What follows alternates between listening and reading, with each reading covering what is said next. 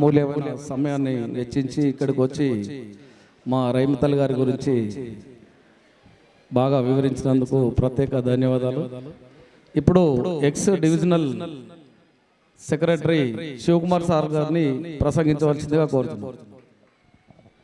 సభాధ్యక్షులు సదానంద్ గారు, సినిడి గారు, వేరే నాయకులు రామతల్లి గారి గురించి ఆయన పాటలోనే చెప్పారు. సదానందం గారు చాలా క్లియర్గా చెప్పారు. ఆ బయోపిక్లో ఎదిరించడం, ఏ సమస్యలు వస్తే ఆయన ప్రెషర్ గ్రూప్, యూనియన్లోనే ప్రెషర్ గ్రూప్ బ్రాంచ్లో చైర్మన్ సెక్రటరీ పైన ప్రెషర్ పడాలంటే అది రామతల్లి ఉండాలన్నమాట. అది అప్పుడు చైర్మన్ సెక్రటరీ రియాక్ట్ అవుతారు. ఆ రకంగా సమస్య సాల్వ్ అవడానికి ముందు వెళ్తారు. ఆ రకంగా రామతల్లి అనేది నేను భావిస్తున్నాను. ఆయన లోటు అనేది ఈఎల్ఎస్కి డెఫినెట్గా ఉంటుంది అనేది.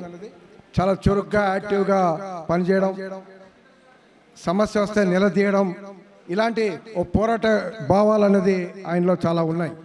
కానీ రిటైర్మెంట్ అయితే రిటైర్మెంట్ సర్వీస్కే రిటైర్మెంట్ తప్ప లైఫ్లో ఇంకా సెకండ్ ఇన్నింగ్స్ మొదలవుతుంది. ఈరోజు సమాజంలో కూడా చాలా ఉన్నాయి. మనం సమాజంలో భాగం. సమాజంలో అసమానతలు బాగా ఉన్నాయి. 1% వాళ్ళ చేతిలో 72% ఆస్తి ఉంది. అసహనం పెరిగిపోతుంది, మతోన్మాదం పెరిగిపోతుంది, మతం పేరు మీద చిచ్చు పెట్టడం మొదలవుతుంది, యుద్ధోన్మాదం పెరిగిపోతుంది. అసలు సమాజం, ఒక మంచి సమాజం ఏర్పాటు చేయడం కావాలి అని మనం అంతా కోరుకుంటున్నాం. మంచి సమాజం ఉంటే కార్మికులు కూడా మంచిగా బాగుంటారు.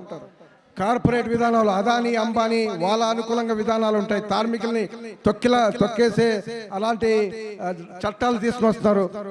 ఏదైతే మన లేబర్ లాస్, కార్మిక చట్టాలు తీసుకొచ్చారో అవన్నీ కార్మిక దోపిడీని పెంచడానికి.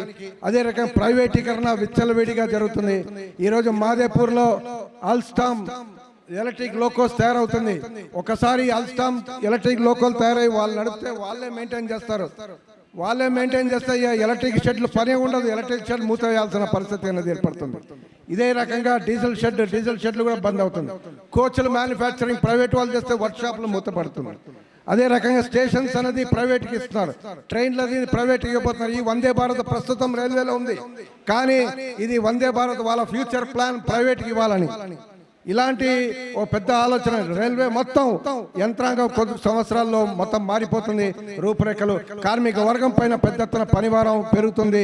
అదే రకంగా కార్మిక వర్గాలు తీసేయడం కూడా జరుగుతుంది. ప్రజలకు కూడా నష్టం, ఎందుకంటే ప్రజలకి అందుబాటులో లేని రవాణా విధానం అనేది వస్తుంది. ఇలాంటి పరిస్థితుల్లో సమాజంలో చాలా ఒడిదుడుకులు ఉన్నాయి. సమాజంలో రైతులు, కార్మికులు, ప్రజలు, మిడిల్ క్లాసు, వ్యాపారులు, చిన్న వ్యాపారులు అందరూ కష్టపడుతున్నారు. వీళ్ళకి సంబంధించిన ఉద్యమాలు రావాలి.